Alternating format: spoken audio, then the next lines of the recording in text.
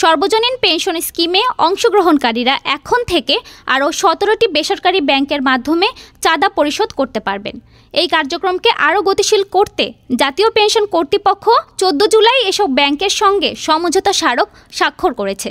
চুক্তির আওতায় পেনশনভুক্তদের জন্য নিবন্ধন, চাঁদা সংগ্রহ এবং অ্যাপ্লিকেশন প্রোগ্রামিং ইন্টারফেস সংযুক্তিকরণ প্রক্রিয়াকে সহজ করার উদ্যোগ নেওয়া হয়েছে।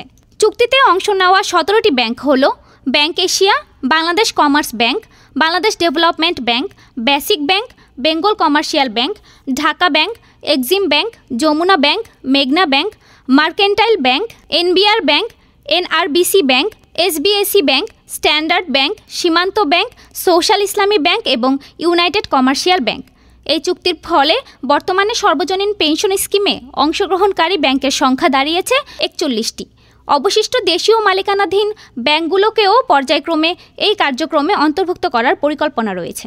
জাতীয় পেনশন কর্তৃপক্ষের পরিচালিত এই স্কিমে 4টি পৃথক কর্মসূচি রয়েছে: প্রবাস, প্রগতি, সুরক্ষা ও সমতা। এই কর্মসূচিগুলো যথাক্রমে প্রবাসী, বেসরকারি খাতের কর্মচারী, স্বনিয়োজিত এবং নিম্ন আয়ের জনগোষ্ঠীর জন্য চালু করা হয়েছে। ডেস্ক রিপোর্ট, আজ বার্তা।